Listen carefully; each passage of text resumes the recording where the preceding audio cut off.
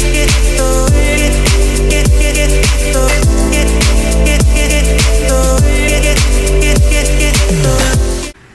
day, class. I am Maurice Marala Barba. And I am teacher Untitled Chapter From Central Bicol State University of Agriculture. So for today's lesson, we're going to discuss about the heredity, inheritance, and variation of traits. And in relation with that, we are going to discuss also what are the cell divisions, which is related to stages of mitosis and stages of meiosis, and also the last, the Mendelian genetics. Okay, to start our lesson, we know that growth in an organism is carefully controlled by regulating the cell cycle. In plants, the roots continue to grow as they search for water and nutrients. Also, we can observe the variation and adversity of human in terms of traits and physical appearance. For this topic, I am going to give the stage to Sir Danilo. So once again, good day, class. So since I've already introduced myself, you can call me Teacher Dan. So we're now going to discuss about the stages of meiosis and mitosis. But before we proceed to our discussion, I will ask first some questions related to our topic. So, are we a multicellular or a singular cell? Yes, very good, Mr. Van Alanis. So, as human, we are multicellular cells. So, Miss Barba, can you please explain on your own understanding what is a multicellular cell? Okay, very good. So, who among of you watch or know the anime entitled Naruto, or who knows Naruto?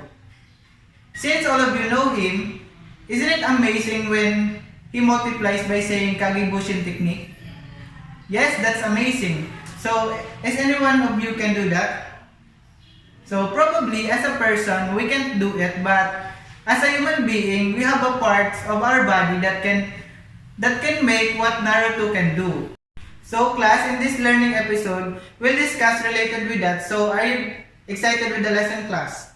So since all of you are excited with regards to our lesson for today, so in this lesson class, at the end of the lesson, you'll be able to explain the differences of mitosis and meiosis, and second, you'll describe how mitosis and meiosis occur. And lastly, you will identify how biotic factor grows with different or multiplies with different variations.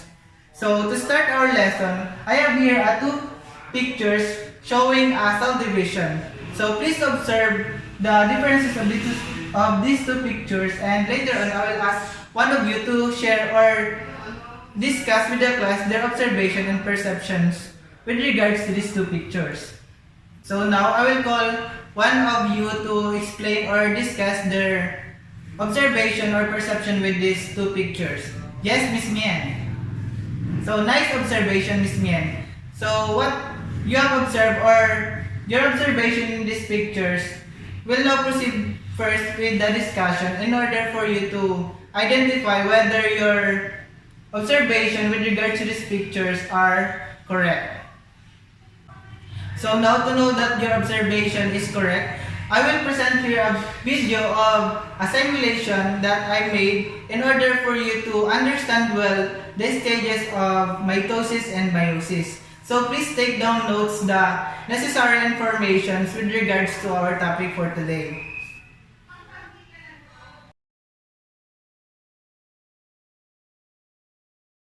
Good day, Science Wizard. It's another day for us to explore the magic of science.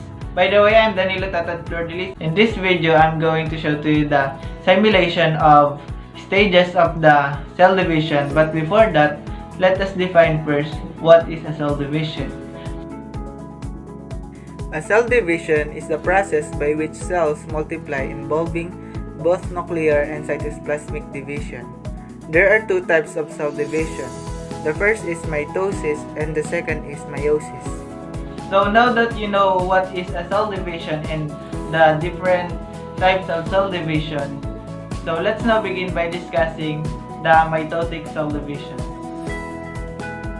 Mitosis is a nuclear division that results in two new nuclei, each having the same number of chromosomes as the original nucleus.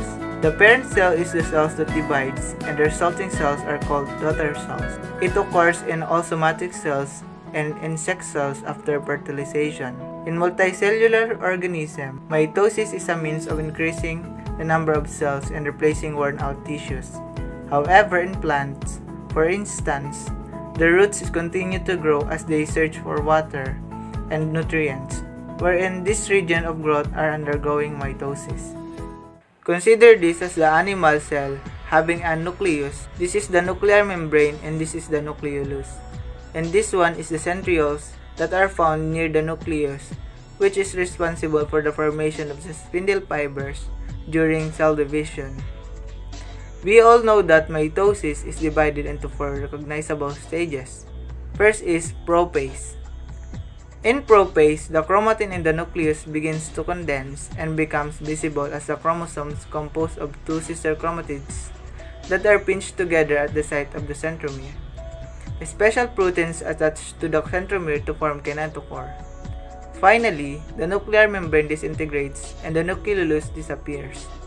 Centrioles begin moving to opposite ends of the cell and fibers extend from the centromeres.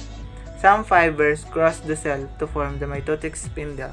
Now the cell will proceed to the second phase of mitosis, which is the metaphase. By the end of the prophase, the spindle fibers align the chromosomes along the middle of the cell nucleus by their centromere.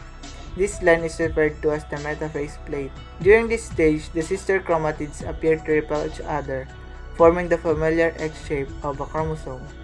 This organization helps to ensure that in the next phase, when the chromosomes are separated, each new nuclei will receive 1 copy of each chromosome. This is the metaphase plate, then it will now proceed to anaphase. In anaphase, enzymes break down the proteins in the centromeres, allowing the 2 chromatids to separate. Once the chromatids separate, they are considered to be individual chromosomes. The paired chromosomes separate at the kinetochores and move to opposite sides of the cell. Motion results from the combination of kinetochore movement along the spindle microtubules and through the physical interaction of polar microtubules. Then the cell will proceed to the last phase of mitosis, which is telophase. In telophase, when the chromatids reach the opposite poles of cell, a new nucleus begins to reform around the chromosomes, forming 2 daughter nuclei. Inside the nuclei, the chromosomes begin to uncoil and the nucleoli reappear. Outside in the cytoplasm, the mitotic spindle disappears, leaving the centrosomes just outside the nuclear membranes. The chromosomes disperse and are no longer visible under the light microscope. The spindle fibers disperse and the cytokinesis or the partitioning of the cell may also begin during this stage. Once the nuclear membrane has reformed around the nucleus, the mitosis is complete. Finally, these are now the 2 identical daughter cells which are haploid. This is the cell 1 and this is the cell 2. So that's the cell division called mitosis. The next is I'm going to show to you the cell division called meiosis. But before that, what is meiosis by the way? Meiosis occurs in eukaryotic organisms that reproduce sexually. This includes plants and animals. Meiosis is a 2-part cell division process that produces sex cells with 1/2 the numbers of chromosomes as the parent cell. There are 2 stages or phases of meiosis, meiosis 1 and meiosis 2, wherein at the end of the meiotic process, 4 daughter cells are produced. However, before a dividing cell enters meiosis, it undergoes a period of growth called interphase. Interphase is divided into 3 phases. The first is the G1 phase. This is the longest phase of interphase. In this phase, the cell increases in mass in preparation for cell division. The duration of this phase is varied depending on the kind of cell, its location, and function. In embryonic tissues, cells increase in volume by imbibing water and nutrients. The second is the S phase. This is considered as the most critical and significant phase because this is the period during which DNA is synthesized. Note that the S represents synthesis. And the third phase is the G2 phase, the period between the completion of DNA synthesis and the start of active mitosis with many internal chemical changes in the cell. Cell synthesizes proteins and continues to increase in size. The duration between S and G2 phase variable depending on the cell, but both are shorter than G1 and are usually measured in hours. Keep in mind that before meiosis begins at all, the DNA undergoes replication just like it did before mitosis started. So when you first see chromosomes in meiosis 1, they have sister chromatids just like in mitosis. It is just that in meiosis 1, we will be talking about tetrads becoming visible, lining up, separating, and decondensing, rather than chromosomes like in mitosis. Finally, cytokinesis occurs too, anytime after the tetrads have moved out of the equator, just like in mitosis. In prophase 1, just like in mitosis during prophase, DNA condensation occurs, the nuclear envelope and the nucleoli disappear, and the spindle starts to form. The big difference is what is going on the chromosomes themselves. As DNA condensation proceeds and the chromosome first become visible, they are visible as tetrads, so tetrads become visible during prophase. Meiosis 1 begins with the condensation of chromosomes and the leptotin during prophase 1. During the pachytene, another stage of prophase 1, the pairs of homologous chromosomes align to form tetrads in a process called synapses. Corresponding segments of DNA of sister chromatids of two homologous chromosomes twist and cross, forming so-called chiasmata. In these regions, exchange of DNA between homologous chromosomes can occur, crossing over. Crossing over requires that the chromosomes break and reconnect to the other chromosomes. After the crossing over, it will now go to the metaphase 1. In metaphase 1, tetrads line up at the equator. The spindle has completely formed. It is during prophase 1 and metaphase 1 that genetic recombination is occurring. Keep in mind that it only happens when there are tetrads, so as soon as Anaphase 1 gets going, genetic recombination is over. In Anaphase 1, the tetrads pull apart and chromosomes with two chromatids move towards the poles. Now it will proceed to Telophase 1. In Telophase 1, the chromosomes with two chromatids decondense and a nuclear envelope reforms around them. Each nucleus is now haploid. Keep in mind that it is not the number of chromatids per chromosome that determine whether a cell is diploid or haploid, but it is the number of chromosomes and whether they are paired that determines this. At the end of meiosis 1, each chromosome still had two chromatids. That is double the amount of DNA that a cell should have.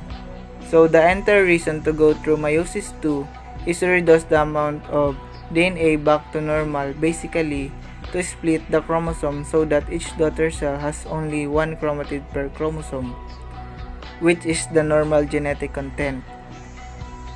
You can notice that it is really similar to mitosis. However, keep in mind that the only difference is that the two chromatids per chromosomes are not necessarily identical due to genetic recombination occurs in meiosis 1.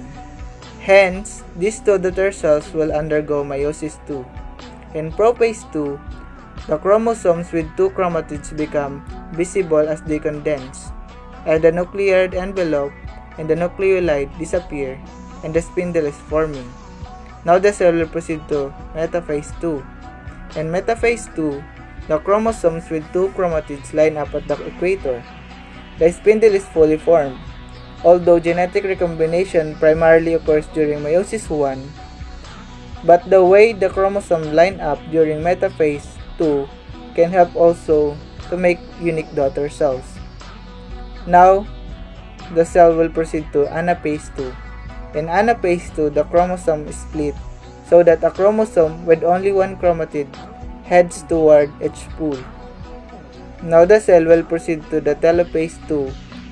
In Telophase 2, the chromosome with only one chromatid condense and gets surrounded by new nuclear envelopes.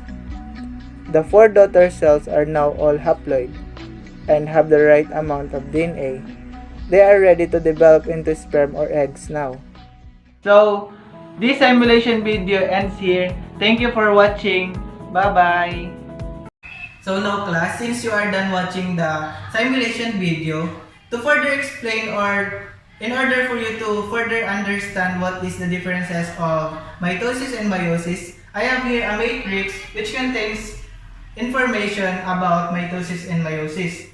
So the first column contains the information that describe mitosis, while the next column it contains information that describe meiosis.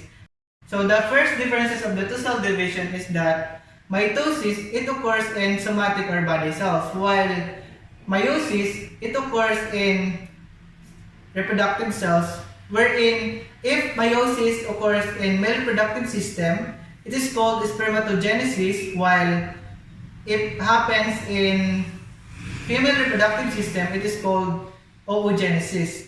So the next difference is that mitosis is just for mode of asexual reproduction, while meiosis, it is used for mode of sexual reproduction.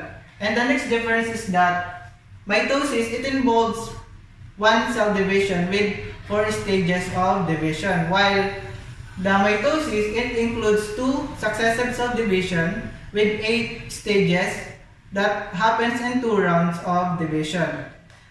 So another differences of these 2 cell division is that in mitosis, it produces 2 genetically identical daughter cells which are diploid, while in meiosis, it produces 4 genetically different daughter cells which are haploid. And the next difference of these two is that in mitosis, the stage of prophase is shorter, while in meiosis, the stage of prophase is longer due to the crossing over of the homologous chromosomes. So the next differences of these two is that in mitosis, it has no independent assortment, while in meiosis, it undergone independent assortment. And the next difference is that in mitosis, in the stage of Anaphase, the sister chromatids separate, while in meiosis, in Anaphase 1, the separation of the homologous chromosome happens, and in Anaphase 2, this is where the sister chromatid separates. So that's all the differences of mitosis and meiosis. So since we are done discussing the stages of mitosis and meiosis, do you have any question, class? So since there is no questions with regards to our topic, we will now proceed to another subtopic of our lesson for today. I will now give the floor to Ma'am Maris Marila Delgado Barba. Okay, good day again, class. I already introduced my name to you. Just call me Ma'am Maris. So for today's last lesson, I'm going to discuss with you the last topic, which is the Mendelian genetics. Some of you already have the background or the previous knowledge all about the Mendelian genetics. So I'm going to ask, who among of you know the reason of variation in plants and animals and even in humans? Yes, Miss Kat, you're raising your hand. Yes, that's right. Thank you. You may now sit down. Okay, did you know how it happens? Yes, Miss Christine. Thank you. You may sit down also. Okay, do you want to know how it happens? Yes, of course. Thank you for answering my questions. Okay, for now, I am going to present to you my PowerPoint presentations all about the Mendelian genetics, which is proposed by Gregor Mendel, talks about the principle of inheritance and the 3 laws. Gregor Mendel is an Australian monk, Australian scientist, and a teacher and the father of our modern genetics. He experimented an inheritance pattern using the pea plant or the Pisum sativum. In this lesson, you will going to encounter some technical terminologies. First one is what is allele, what is dominance, the homozygous, heterozygous, what is inheritance, what is gametes, what is genetics, the genotype, the phenotype, the recessive, and the 3 laws, the law of segregation, law of dominance, and the law of independent assortment.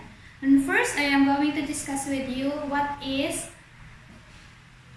the first law, the law of segregation. Law of segregation states that a diploid organism passes to randomly selected allele for a trait to its offspring, such that the offspring receives one allele from each parent.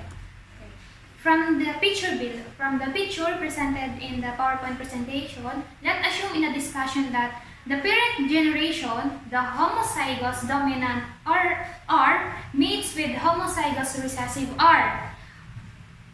Homozygous dominant R represents the male purple lotus gametes, and the homozygous recessive R represents the female white lotus gametes. Then, if it is mates, the two-parent generation, if it's undergoing mating, it produces the filial generation, the first filial generation, which is the heterozygous RR. The genotype of the first filial generation is heterozygous R, while its phenotype is purple lotus because it contains the dominant allele from the male parent, which is purple. Okay, let's proceed to the second law, which is the law of independent assortment. Law of independent assortment states that during gamete formation, the segregation of the alleles of one allelic pair is independent of the segregation of the alleles of another allelic pair. In the shown picture, okay, you see guys, in the presentation, let's assume in the discussion that in dihybrid, the first filial generation, in the shown picture, we get these gametes using dichotomous branching method or DBM. From that, we use the first filial generation to find the gametes that we will use in finding the second filial generation, which is shown in the Banach square. Okay, I'm going to give you what is the letters represent. The dominant A represents to yellow. The recessive A represents to color gray. The dominant B represents to round. The recessive B represents to wrinkled. The genotypes are here, and the phenotypes shown in this presentation also. And the phenotypic ratio of this dihybrid mating is 9 yellow round is to 3 yellow wrinkled is to 3 round gray, 2 is to 1 wrinkled gray. Okay, so as you shown, we already finished in discussing the first and second laws. Let's proceed to the third law, the last law, the law of dominance. It states that when mating occurs between two organisms of different traits, each offspring exhibits the trait of one parent only. If the dominant factor is present in an individual, the dominant trait will result. The recessive trait will only result if both factors are recessive. So guys, thank you for listening. Thank you class for listening. I hope you guys already know what are Mendelian genetics. Okay class, because we are done discussing to you the lessons and its subtopic, for now we are going to give you a collaborative activity wherein you are going to group yourselves into three, and your task is to make your own simulation video all about the cell divisions, which represents the stages of meiosis and the stages of mitosis. So class, your final output will be graded according to these rubrics that will be sent to you, or will give you a copy for these rubrics for you to be guided of your final output. So now class, since we're done discussing about our topic and the subtopics, and I know that you've understood it well, so please get one whole sheet of paper and do this in your notebook, which you will be instructed by Ma'am Barba.